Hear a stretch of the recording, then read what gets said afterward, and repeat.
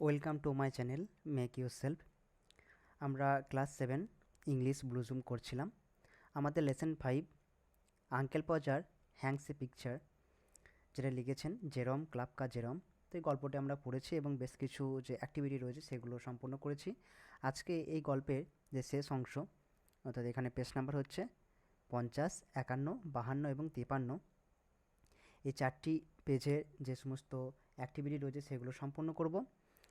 এই অ্যাক্টিভিটিগুলোর মধ্যে রয়েছে যে সমস্ত গ্রামার পার্টস, তার মধ্যে রয়েছে যে ফিউচার টেন্সের ব্যবহারের কিছু নিয়মাবলী, তার সঙ্গে রয়েছে সামারি রাইটিং প্র্যাকটিস এবং তারপর দুটো প্যারাগ্রাফ রয়েছে। একটা হচ্ছে যে তুমি ভবিষ্যতে কী হতে চাও, আর একটি হচ্ছে যে তোমার জীবনে ঘটে যাওয়া একটি মজার ঘটনা, সেটা সম্পর্কে লিখতে হবে। চলো শুরু করি। 50 নম্বর পেজের প্রথমেই আমরা দেখতে পাবো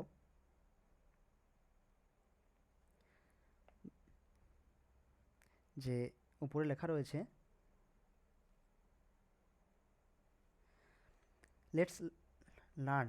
ঠিক আছে,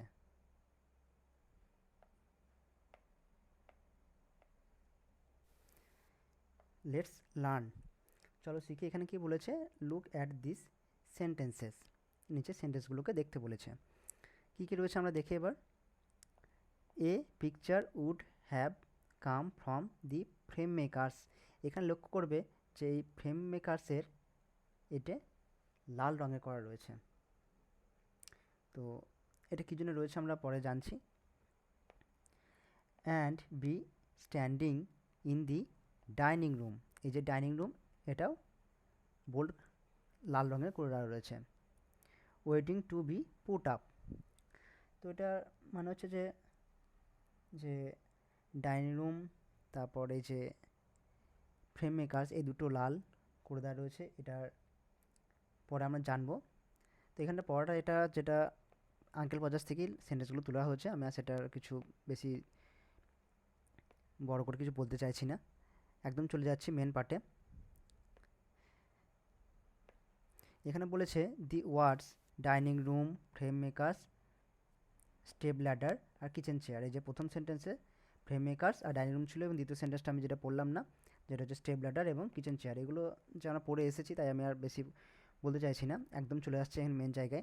তো এখানে লক্ষ্য করবে যে দুটো করে ওয়ার্ড মাঝে একটি হাইফেন দিয়ে যোগ করা রয়েছে। তো এই যে ফ্রেম মেকার্স, তারপর ডাইনিং রুম, স্টেপ ল্যাডার আর কিচেন চেয়ার, তো এগুলো কী বলছে, are formed by two or more words but they mean only one object. তো এগুলো যেহেতু দুটো করে ওয়ার্ড রয়েছে, কিন্তু এগুলো মিনিং, এগুলো যে মিনিং সেগুলো কিন্তু একটা জিনিস বোঝাচ্ছে। যেমন কি ডাইনিং রুম মানে যেটা খাবার ঘর আমরা বলি, সেরকমই স্টেপ ল্যাডার মানে যে মই। ঠিক আছে, বোঝা গেল, এরকমই রয়েছে। এবং তারপরে যেটা রয়েছে সেটা পড়বো আমরা এখানটা করে, যে this words are called compound words. তো এগুলোকে বলা হয় যৌগিক শব্দ। কি বললাম, যৌগিক শব্দ। যেহেতু এগুলো একের বেশি শব্দ নিয়ে গড়ে উঠেছে, তাই এগুলো বলে যৌগিক শব্দ। The meaning of the individual words add meaning to the compound words but itself individually they do not mean the same. তো এই যে পৃথক পৃথকভাবে শব্দগুলি যে অর্থ যৌগিক শব্দ থাকে, কিন্তু পৃথকভাবে যখন এগুলোকে ব্যবহার করা সেটা মূল অর্থ পাওয়া যায় না। ফর এক্সাম্পল, যেমন উদাহরণস্বরূপ ডাইনিং রুম, ঠিক আছে, this specifics a room used for dining but only dining or room will not carry the proper sense of the word. কিন্তু এখানে যে ডাইনিং রুমের যে কথাটা বলছে খাবার ঘর, তো সেটা এখানে শুধু এই দুটো যেটা খাবার ঘর বোঝাচ্ছে, কিন্তু এখানে ডাইনিং বা রুম শব্দটি আলাদাভাবে মূল অর্থকে বোঝাতে পারছে না। So also is frame makers, এখানে frame and makers have defined individual meaning but together they mean a person who make frames. তো এখানে যে ফ্রেম এবং মেকার্সের শব্দ দুটি নির্দিষ্ট অর্থ আছে, কিন্তু একসাথে যখন তারা জুড়ে যাচ্ছে তখন তারা এমন এক ব্যক্তিকে বোঝাচ্ছে যে ফ্রেম প্রস্তুত করে। Thus, we find that these compound words have a specific meaning different from the individual component word. তাহলে বুঝতে পারছি যে এই যে সমস্ত শব্দগুলি মানে অর্থাৎ এই যৌগিক শব্দগুলি এগুলো বেশ কিছু যুগ্ম শব্দগুলির নির্দিষ্ট অর্থ আছে এবং সেগুলো পৃথক থেকে গড়ে উঠেছে। While the component words of the compound words are nouns, we all call compound words nominal compounds. For example, kitchen chair, step ladder. তো যখন এই ধরনের যুগ্ম শব্দের প্রথমটি বিশেষ্য পদ হবে অর্থাৎ প্রথমটি বিশেষ্য নাম বোঝাবে এবং পদ হয় এবং তখন তার একসাথে বলা হয় নমিনাল কম্পাউন্ড, যেমন কিচেন চেয়ার আর স্টেপ ল্যাডার।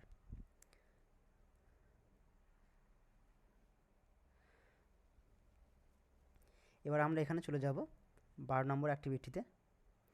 12 নম্বর অ্যাক্টিভিটিতে যে এখানে বলা হয়েছে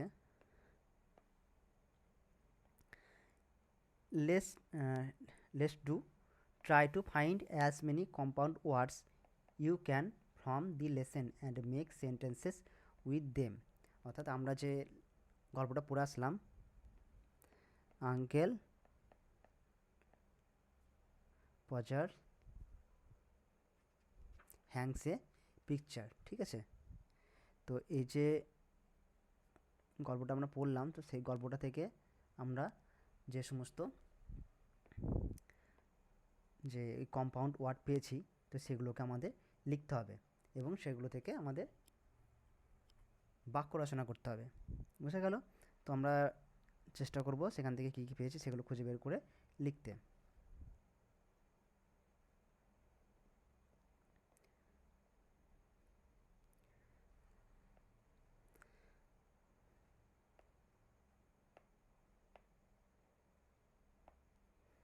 তো আমরা প্রথমে পেয়েছি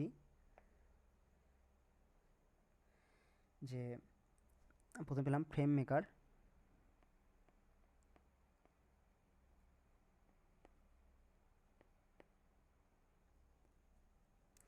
ফ্রেম মেকার পেয়েছি। আর কি পেয়েছি? ডাইনিং রুম, এটা যদি 1 নম্বর ধরা হয় তো ডাইনিং রুম ছিল, তারপর স্টেপ ল্যাডার ছিল,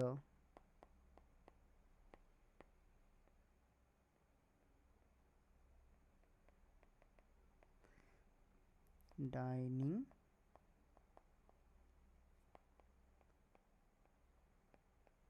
রুম, আর ছিল কিচেন চেয়ার।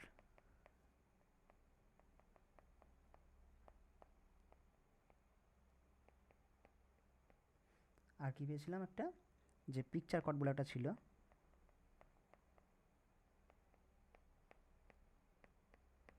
তো 5টি দিয়ে আমরা যদি বাক্য রচনা করি তো প্রথমে ফ্রেম মেকার্স এটাতে করলে হবে যে আমি একটা করে দিচ্ছি যে কোনো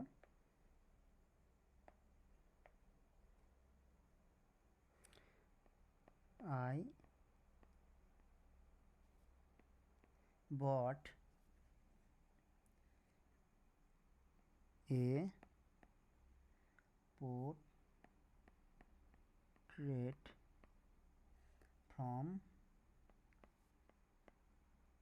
the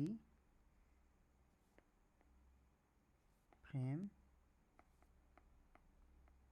makers, ঠিক আছে?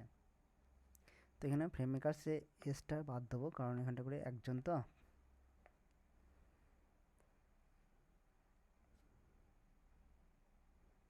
এটা এসটা বাদ দেবো।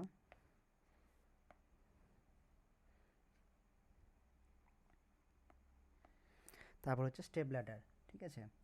তো হি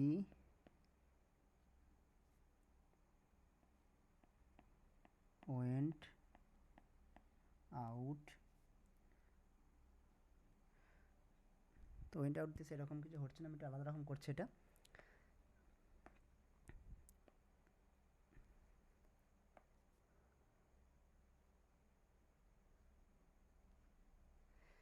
সেটা দিয়ে হচ্ছে যে হি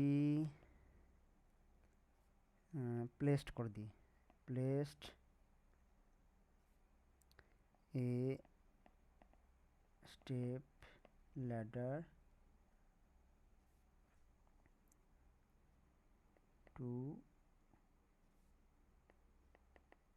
ride the tree, dining room, she goes out of the dining room, kitchen chair,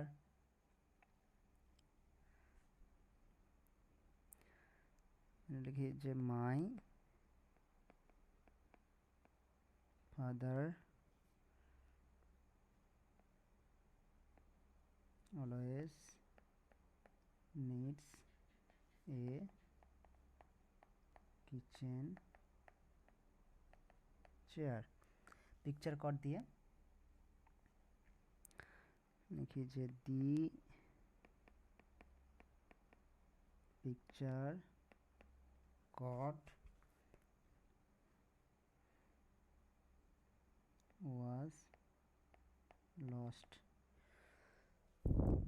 তো দেখে নাও এই যে 5টি কম্পাউন্ড শব্দ আমরা যে গল্প থেকে পেয়েছি, তো সেগুলো দিয়ে আমরা বাক্য রচনা করলাম। তো আমরা এবার চলে যাব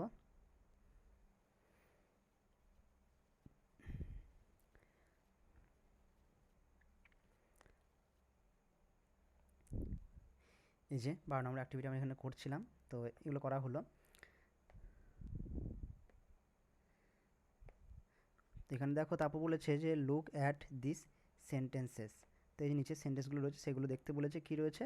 I shall want the step ladder, আমার স্ট্যাপ ল্যাডার এই আমার এই মইটির প্রয়োজন, চাই বা এরকম প্রয়োজন, ঠিক আছে। আর দুইটা রয়েছে I shall want somebody to hold me the light, তো আমার কারোর প্রয়োজন সেই লাইটটা ধরার জন্য। তো এখানে দেখো যে লাল রঙের রয়েছে যে শ্যাল ওয়ান্ট আর এই যে শ্যাল ওয়ান্ট, তো এগুলো কি? এই শ্যাল উইল এই দুটো কোন ক্ষেত্রে ব্যবহার করা হয়? এগুলো ফিউচার টেন্সের ক্ষেত্রে, যেটা হচ্ছে যে ভবিষ্যৎকাল, ঠিক আছে। তো এই যে ভবিষ্যৎকালের ক্ষেত্রে আমরা যে ব্যবহার করছি, তো তার জন্যই যে কীভাবে আমরা ব্যবহার করব তার জন্য এই নিয়মটা আমরা এবার জানবো।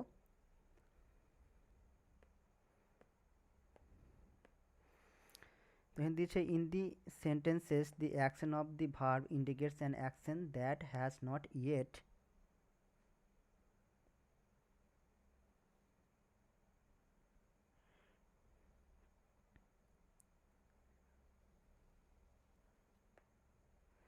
হ্যাপেন্ড, অর্থাৎ যে কাজটা এখনো হয়নি সেই সম্পর্কে দেওয়া রয়েছে উপরের সেন্টেন্সগুলো। দি ওয়ার্ডস শ্যাল ওয়ান্ট, এই যে বললাম এই যে ওয়ার্ডটা shall want indicates an action that will happen letter, অর্থাৎ এটা বলতে চাইছে যে এই ঘটনাটি পরে ঘটবে।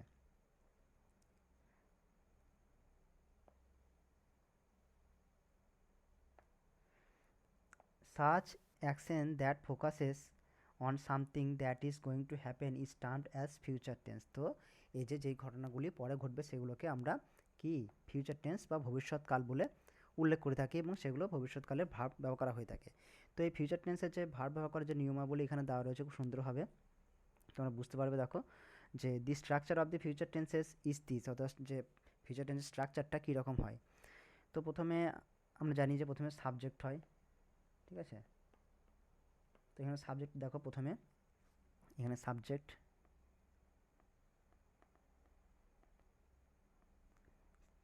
এখানে আই বা উই দেওয়া আছে, তো আই উইর সাথে এই যে ফিউচার টেন্সের বিভার্ব শ্যাল অথবা উইল হবে, ঠিক আছে, এবং তারপরে ভার্বটা বসবে। সাপোজ এখানে যদি আমরা ভাবি সাবজেক্ট আই, তার সঙ্গে শ্যাল বসলো আর ভার্ব হবে গো, তাহলে আই শ্যাল গো মানে আমি যাব, যেটা ভবিষ্যৎকাল। সেই রকম ইউ থাকলে ইউ এর সঙ্গে বসে উইল এবং তারপরে ভার্বটা বসবে। তাহলে ভাবো যে এখানটা করে ভাবা যায় ইউ হলো, উইলটা বসলো, ইউ উইল কাম, তুমি আসবে। আর বাকি সব ক্ষেত্রে দে, হি, সি, ইট কোনো নেমিং ওয়ার্ড নাম থাকলে তার সঙ্গে উইল বসে, যেমন হি উইল প্লে, ভাব বসলে পেলে, তো সে খেলা করবে। তো এটা হচ্ছে যে ফিউচার টেন্সের যে ফিউচার ইনডিফিনাইট রয়েছে প্রথম পার্টটা, ফিউচার টেন্সের প্রথম যে কালের ভাগটা রয়েছে, তো তার এটা নিয়ম, ঠিক আছে। এটা ফিউচার টেন্সের নর্মাল নিয়ম, যে সাবজেক্ট তারপর সেখানে শ্যাল অথবা উইল বসে। এখানে আয়ের সঙ্গে শ্যাল হয়, উইয়ের সাথে উইল হয়, ইউর সাথে উইল হয়, আর যেখানে দে, হি, সি, ইট এগুলোর ক্ষেত্রে উইল বসবে। তো এখানে দেওয়া আছে যে only in the case of first person we use shall will, but for all other person we use will. তো আমরা শুধুমাত্র যে ফার্স্ট পারসন অর্থাৎ আই এবং উইয়ের সাথেই শ্যালটা ব্যবহার করে থাকে, শ্যাল এবং উইল দুটি ব্যবহার করা হয়ে থাকে। কিন্তু তারপর থেকে অর্থাৎ এই যে সেকেন্ড পারসন থার্ড পারসন, তো এই দুটোর ক্ষেত্রে সবসময় উইল ব্যবহার করা হয়, যেটা বুঝতে পারছি এখানে উইল দু জায়গাতেই রয়েছে, ঠিক আছে। এই যে will.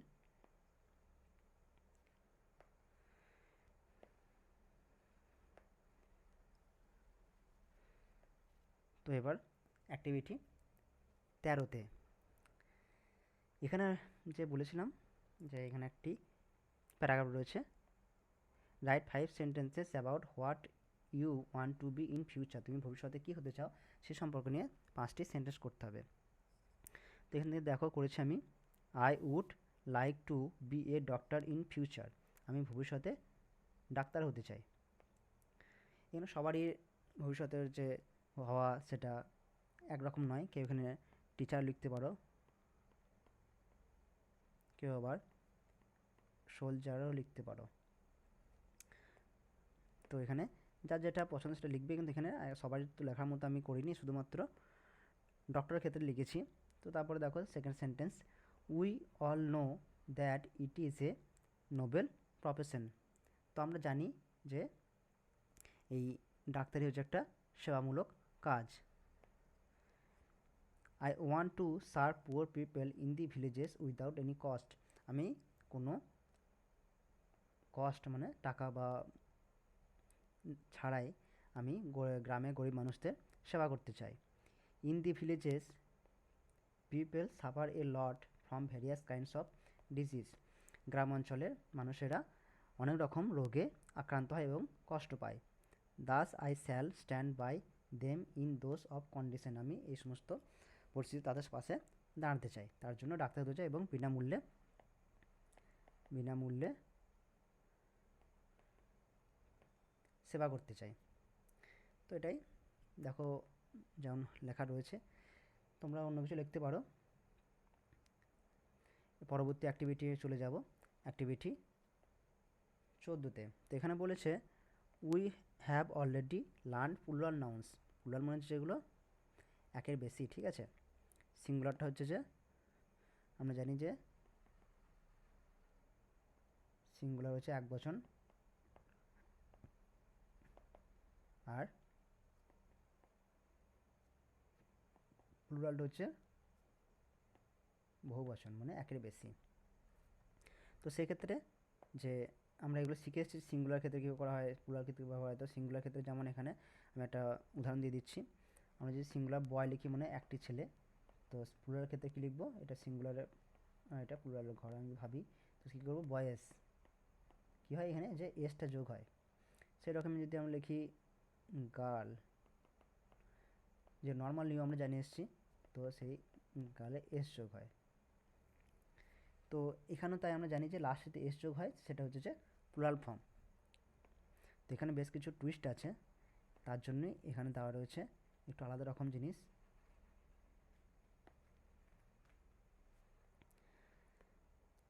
Find some of this from of following sentences and then make other sentences with them. তো নিচে যে এরকম প্লুরাল ফর্ম বের করতে হবে, তাদের দিয়ে আলাদা বাক্য রচনা করতে হবে। তো এখানটা করে রয়েছে এতে, he wore his old trouser to school. তো সে তার পুরাতন যে পুরনো প্যান্ট পরি বিদ্যালয়ে গিয়েছিল। এখানে যে এস যোগ আছে কোনটা শেষে, এই যে ট্রাউজার, ঠিক আছে। তো এই যে এটা প্যান্ট, এটা কিন্তু প্লুরাল হলেও মানে যে এস যোগ আছে প্লুরাল ভাবছো তোমরা, কিন্তু প্লুরাল নয়, এটা সিঙ্গুলার মধ্যে ব্যবহার করা হয়ে থাকে। তো আমরা এই ট্রাউজার দিয়ে আরেকটি বাক্য রচনা আমাদের করতে হবে। তো আমি এখানেই লিখে দিচ্ছি, দেখে নাও যে এটা হি দিয়ে করি, he is wearing a blue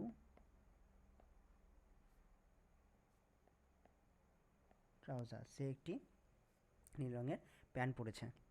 বুঝে গেল? এবার বিয়েরটা হচ্ছে যে mother wanted the scissor to cut the thread, তো সুতো কাটার জন্য মা কাঁচিটা চেয়েছিল। তো সিজার মানে কাঁচি, তো এটা কিন্তু এস যোগ আছে মানে প্লুরাল নয়, এটা কিন্তু সিঙ্গুলার। তো এই সিজার দিয়ে আমরা আরেকটি বাক্য রচনা করব, যে I used the scissor to cut the paper, কাগজ কাটার জন্য আমি কাঁচিটা ব্যবহার করেছিলাম। ঠিক আছে, সি এটা রয়েছে the press went public over the issue, তো এই যে প্রেস মানে যে সংবাদ, যেটা তাদের বলা হয়ে থাকে সংবাদ মাধ্যম, তো প্রেস এই সমস্যায় জনগণের কাছে দিয়েছিল। তো এই প্রেসটাই হচ্ছে যে আমাদের প্লুরাল ফর্মে রয়েছে, এটাকে আমরা বাক্য রচনা করে কীভাবে পাবো, এভাবে শুরু করি আমরা। দি প্রেস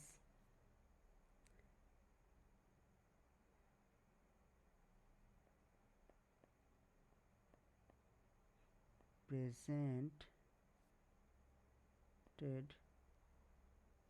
at the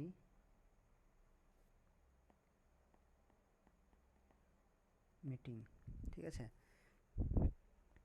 আর ডিএরটা at the station the goods were unloaded from the train, তো এই গুডস মানে হচ্ছে মালপত্র, তো এটা দিয়ে আমাদের বাক্য রচনা করতে হবে। তো গুডস দিয়ে বাক্য রচনা করলে এরকম হবে,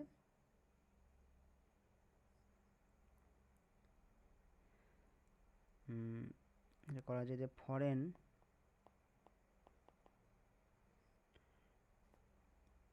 গুডস আর সোল্ড হেয়ার, বিদেশি মালপত্র এখানে বিক্রি করা হয়ে থাকে। ঠিক আছে, এটা রয়েছে his true colours came to the four front at the meeting, তো তার যে আসল প্রকৃতির রূপ সেটা আলোচনার সবার সামনে ফুটে উঠেছিল।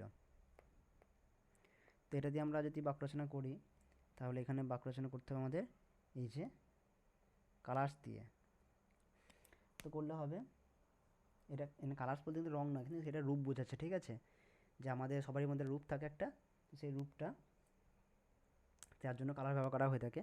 তো এটা এভাবে লিখেছে হার ট্রু কালার্স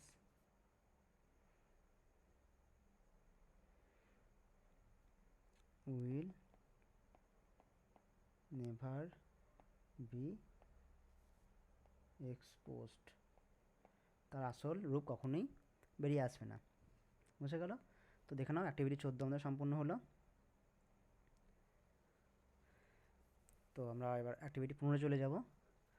তো তার আগে এখানে আমাদের যে সামারি আমাদের রয়েছে, তো এই সামারিটা সম্পর্কে আমাদের বেশ কিছু জানতে হবে।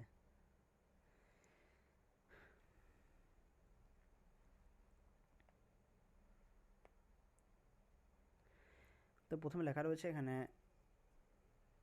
Discuss with your friends and aunt Podger, এখানে উঠে গেছে। ঠিক আছে, would really do if Uncle Pojar announced again that he would do a little job of this sort, এই সম্পর্কে কথা বলতে রয়েছে, এটা কোনো ব্যাপার নেই, এটা আমাদের কাজ নয়। আমাদের টাস্ক শুরু হচ্ছে এখান থেকে, যে summary writing let's learn find out how to write the summary of a passage, অর্থাৎ একটা প্যাসেজে যে সামারি আমরা কীভাবে করব, তো সেই সম্পর্কে যে আমাদের করতে হবে। এটা সামারি কথা হচ্ছে যে বাংলা কথা ভাবার্থ। ভাবার্থ যদি আমরা ভাঙি সন্ধিবিচ্ছেদ করি তাহলে হচ্ছে ভাব যুক্ত অর্থ, মানে তো যেটা ভাব রয়েছে অর্থাৎ কোনো প্যাসেজে, এই যে প্যাসেজ রয়েছে প্যাসেজের ভাব অর্থাৎ মেন থিম, তার যে কোন অর্থটা সে এটা যে মেন অর্থ ছোটো করে যেটা করতে হবে সেটা এক কথায় আমরা কীভাবে বলবো, সে এক কথায় নয়, এই নিয়মটা আমরা পরে বলছি এবং জানছি যে জাস্ট সেন্টেন্সে আমরা পড়বো এবং যে ওয়ার্ড পড়বো সেই ওয়ার্ডের হাফ অর্ধেক করতে হবে এবং বেশ কিছু নিয়ম রয়েছে সেগুলো জেনে নিচ্ছি। তার আগে এখানে পড়ে নিই যে when half an hour had been spent in trying up his finger and a new glass had been got, he would have another go. যখন আধ ঘন্টা ধরে তার কাটা আঙুলটি ব্যান্ডেজ করা হলো এবং একটি নতুন কাঁচ আনা হলো, তিনি আবার চেষ্টা শুরু করলেন। Two people would have to hold the chair and a third would help him up on it and hold him there. তো দুজন তার চেয়ারটা ধরবে, তৃতীয়জন তাকে উঠতে সাহায্য করবে আর একজন তাকে ধরে থাকবে। A fourth would hand him a nail and a fifth would pass him up the hammer and he would take hold of the nail and drop it. তো এবং চতুর্থজন কী করবে, তাকে পেরেক দেবে এবং পঞ্চমজন হাতুড়িটা এগিয়ে দেবে এবং তিনি পেরেকটি আবার ধরবেন এবং ফেলে ফেলবেন। তো আমি একটু তাড়াতাড়ি বলছি কারণ এটা অনেকটা ভিডিও লম্বা হয়ে যাচ্ছে। তো এটা সামারি করে কীভাবে হচ্ছে দেখো না, যে after dressing his finger and getting a new glass he would retry. তো এখানে তোমরা লক্ষ্য করবে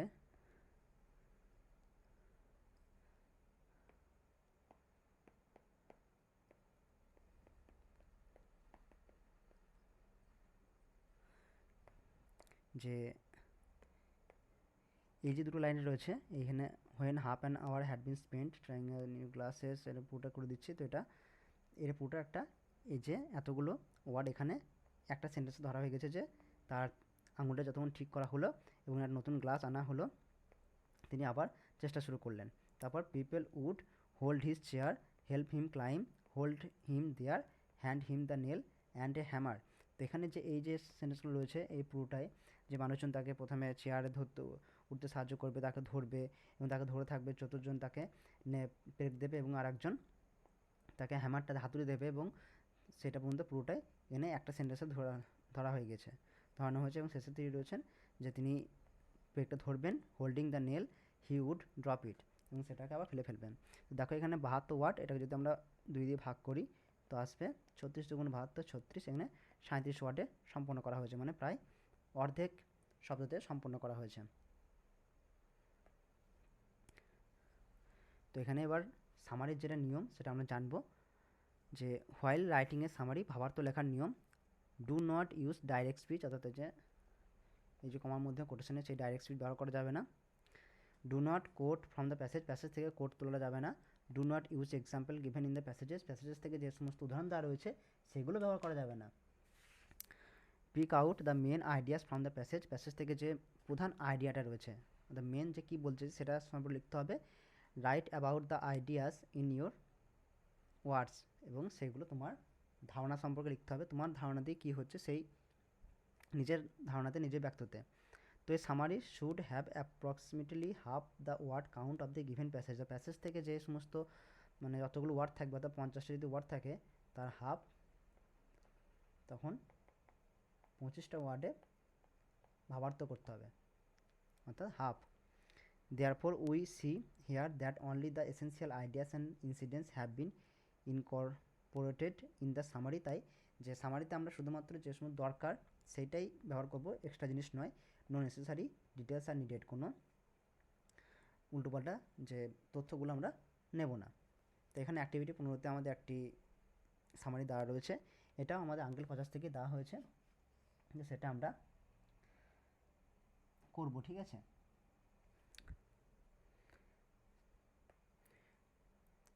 দেখো শুরু হচ্ছে, then he would spring round the room, তিনি আবার ঘরের মধ্যে পাক খেতে লাগলেন। লুকিং ফর হিজ হ্যান্ডকারচিফ, তার রুমালটিকে খোঁজার জন্য। He could not find his handkerchief because it was in the pocket of the coat he had taken off, তিনি এটা খুঁজে পাচ্ছিলেন না, কারণ তিনি এটাকে তার কোটের মধ্যে রেখেছিলেন, যেটি তিনি খুলে রেখেছেন। And he did not know where he had put the coat, এবং ওনার এটি মনে নেই যে তিনি কোটটা কোথায় রেখেছেন। All the house had to leave off looking for his tools and start looking for his coat. ঘরের সমস্ত যারা ছিল তারা সমস্ত তার জিনিসপত্র খোঁজা বাদ দিয়ে কোটটা খোঁজা শুরু করলো। While he would dance round and hinder them, তখন তিনি ঘরের মধ্যে নেচে বেড়াচ্ছিলেন এবং তাদেরকে মানে গালি দেওয়ার মতো বলছিলেন একটু, ঠিক আছে। তো এটাকে আমরা করবো, দেখে না। তো এখানে প্রথম লাইনে দেখো, he would search everywhere for his lost handkerchief. তো এখানে যে লাইনটা রয়েছে, এই যে লাইনটা, এখান থেকে আমি আর পড়ছি না, এই যে এতটা আমরা এটা প্রথম সেন্টেন্সটা আমরা ছোটো করে করেছি যে he would search everywhere for his lost handkerchief. তো তার সেই হারিয়ে যাওয়া রুমালটি তিনি সব জায়গায় খুঁজলেন, but it was in the pocket of his coat which was lost. এই যে এই লাইনটা, এখান থেকে হি কুড নট, এখান থেকে পুরোটা একদম এই যে এতটা পর্যন্ত এই আমি সেকেন্ড সেন্টেন্স ধরে দিচ্ছি যে বাট ইট, কিন্তু এটা ছিল পকেটে, in the pocket of his coat, তার কোটের মধ্যে, হুইচ ওয়াজ লস্ট, যেটা হারিয়ে গিয়েছিল।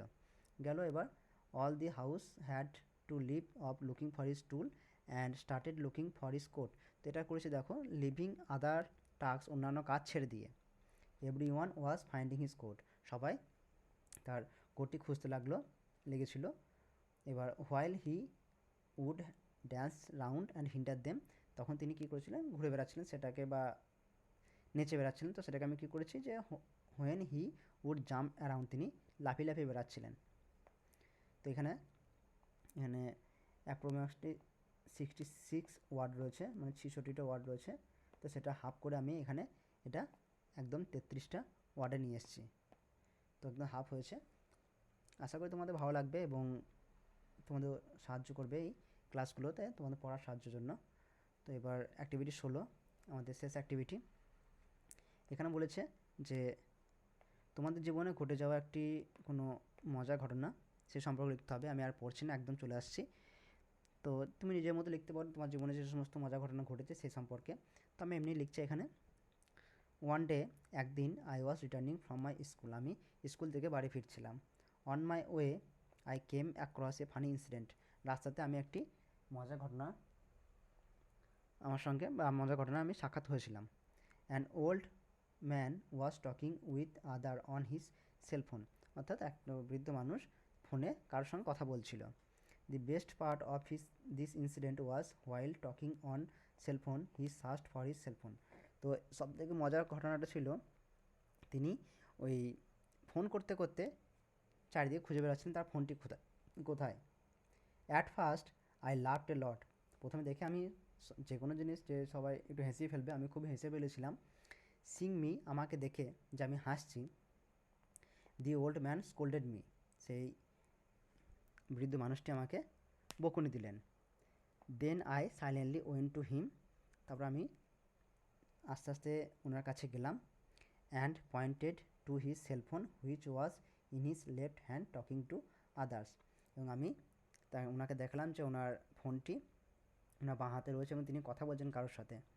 দেন হি রিয়েলাইজড হিজ মিস্টেক, তারপর তিনি নিজের ভুলটি বুঝতে পারলেন। অ্যান্ড থ্যাঙ্কড মি স্মাইলি, এবং হাসি মুখে আমাকে ধন্যবাদ জানালেন। তো এই ছিল খুব ছোট্ট একটি মজার ঘটনা। তো তোমরা নিজের মতো লিখতে পারো। তো এটা খুব একটা গুরুত্বপূর্ণ প্যারাগ্রাফ নয়, কিন্তু সামারিগুলো খুবই ইম্পর্টেন্ট, সেগুলো তোমরা ভালোভাবে করবে। এবং এখানে আজকে শেষ কাজ, এখানে বলেছে let's work together, let's make a chart with funny characters whom we know from our daily lifes or from cinemas, television and books. তো আমরা বইয়ের যে সমস্ত বা সিনেমাতে বা টেলিভিশনে বা টিভিতে বা এখন মোবাইলের ক্ষেত্রে, ইউটিউবের ক্ষেত্রে যে আমরা সবাই দেখি, তো সেইখানে বেশ কিছু মজার ক্যারেক্টার দেখি। You may write a few lines about this funny people, তো এই ফানি পিপল সম্পর্কে বেশ কিছু লাইন লিখতে পারো।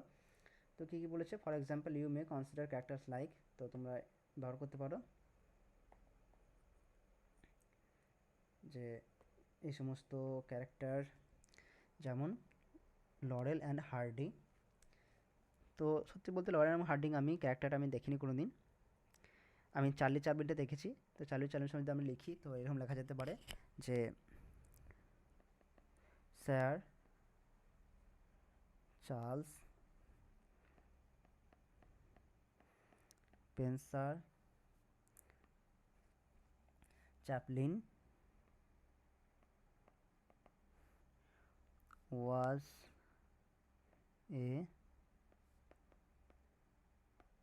famous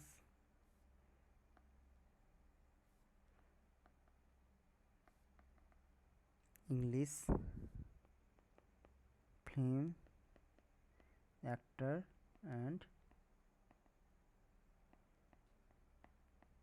director। তো তিনি ছিলেন একজন ভালো ইংলিশ পরিচিত অ্যাক্টর এবং ডিরেক্টর। তিনি সাইলেন্টলি শুধুমাত্র যে তখনকার দিনে খুবই মানে প্রযুক্তি উন্নতি হয়নি এবং তখন সাইলেন্ট মুভি তখন হতো। তো তিনি যে সাইলেন্ট কমেডিগুলো সেই সমস্ত সিনেমাগুলো করেছেন। He made a lot of silent comedy movie. বুঝা গেল? তো এরকম তুমি লিখতে পারো।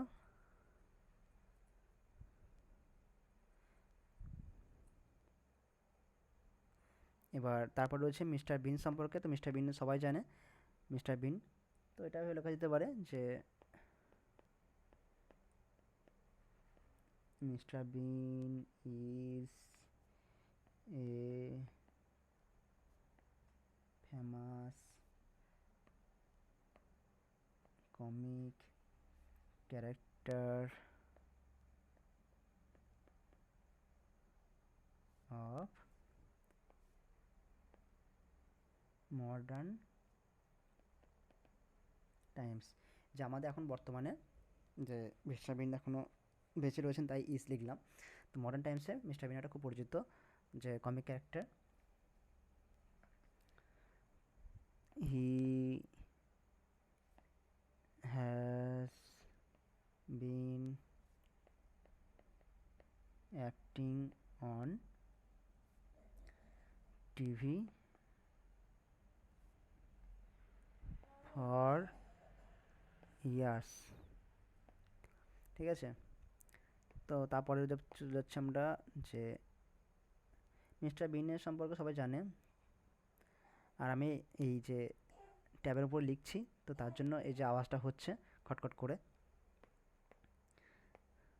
এবার টেনিদা গল্পটা সবাই পড়েছে।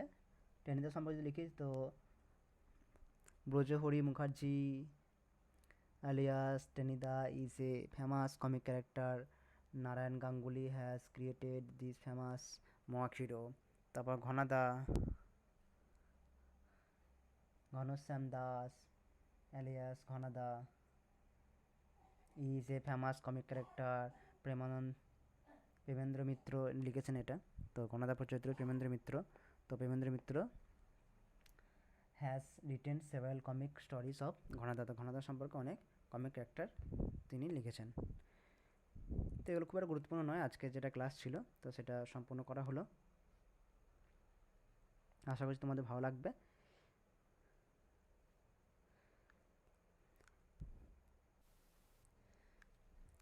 পরবর্তী ক্লাসে যে লেসন 6 আমরা শুরু করতে চলেছি, তাই চ্যানেলটিকে সাবস্ক্রাইব করে দাও।